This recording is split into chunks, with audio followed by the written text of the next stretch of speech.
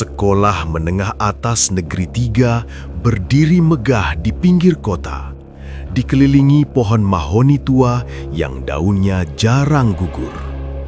Di siang hari, sekolah itu tampak biasa saja, ramai, bising, penuh tawa siswa.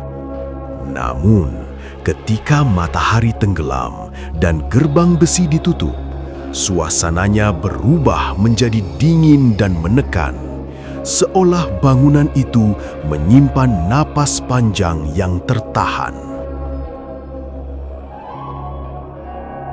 Kamu yakin kita harus lewat sini? Aku dengar sesuatu. Apa itu? Cepat, ayo kita keluar. Ada satu lorong yang selalu dihindari siswa, lorong timur, penghubung gedung lama dengan gedung laboratorium. Lampunya sering mati sebelah, cat dindingnya mengelupas, dan bau lembab seperti besi berkarat selalu tercium. Tak ada yang tahu pasti sejak kapan lorong itu mulai ditakuti. Yang jelas, sejak 3 tahun lalu, setelah sebuah kejadian yang tidak pernah dicatat secara resmi. Tunggu, dengar itu. Ada apa lagi, Sin? Ayo, jalan. Pintunya kebuka sendiri. Malam itu, hujan turun deras. Angin menggoyang jendela-jendela kelas dengan bunyi berderit panjang. Raka, ketua OSIS yang dikenal rasional dan tidak percaya hal mistis, masih berada di sekolah bersama 3 temannya, Dina, Arman, dan Sinta. Mereka sedang mempersiapkan acara pensi kelulusan dan terlalu larut hingga lupa waktu.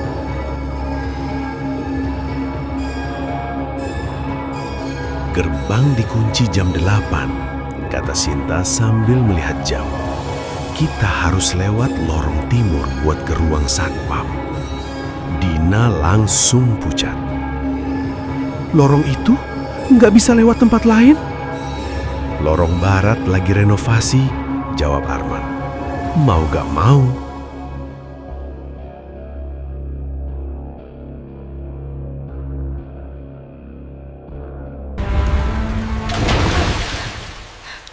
Raka, apa itu? Dengan senter ponsel menyala, mereka melangkah masuk ke lorong timur. Langkah kaki mereka menggema bercampur suara hujan yang memukul atap seng. Lampu neon di ujung lorong berkedip-kedip seolah hendak mati. Baru beberapa langkah, Dina berhenti mendadak. Raka, suaranya gemetar. Itu apa?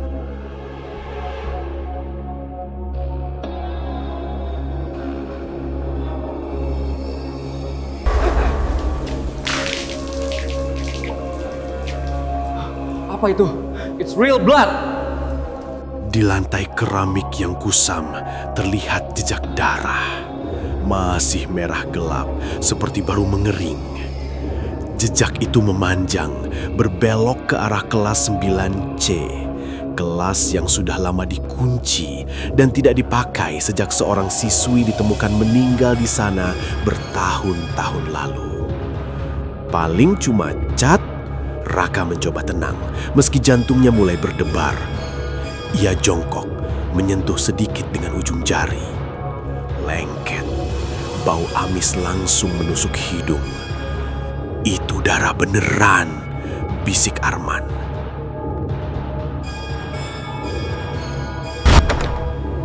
Tolong, jangan tutup pintunya. Tiba-tiba, lampu lorong padam seluruhnya. Gelap, total. Hanya suara nafas mereka yang memburu. Di tengah keheningan itu, terdengar suara langkah kaki. Perlahan, menyeret, seolah seseorang berjalan tanpa alas kaki. Tap, tap, seret. Sinta menjerit ketika senter ponselnya menyinari dinding.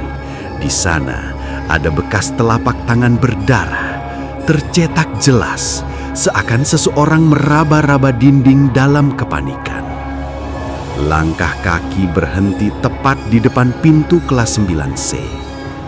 Pintu itu berderit, terbuka sendiri. Udara dingin menyebur keluar. Dari dalam kelas yang gelap, terdengar suara perempuan terisak pelan. Jangan tutup pintunya.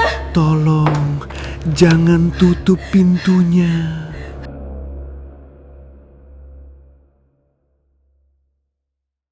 Kalian lihat aku jatuh. Tapi kalian pergi. Dina jatuh terduduk. Sinta menangis tertahan. Bahkan Raka yang selama ini logis merasakan kakinya lemas. Di ambang pintu, sesosok siswi berseragam lama berdiri membelakangi mereka. Rambutnya panjang menutupi wajah. Roknya basah oleh darah yang menetes ke lantai, membentuk jejak baru, menyambung dengan jejak darah di lorong. Perlahan, kepalanya berputar, wajahnya pucat, matanya kosong hitam, dan di lehernya terlihat bekas cekikan biru keungguan. "Kalian lihat aku jatuh," katanya dengan suara berlapis seperti lebih dari satu orang berbicara. "Tapi kalian pergi." Jejak darah di lantai bergerak sendiri, merayap ke arah kaki mereka. Cepat lari, cepat. Aku tidak bisa. Hei, ada apa dengan kalian? Raka akhirnya berteriak, menarik teman-temannya lari sekuat tenaga. Lorong terasa memanjang tak wajar, seakan tak berujung.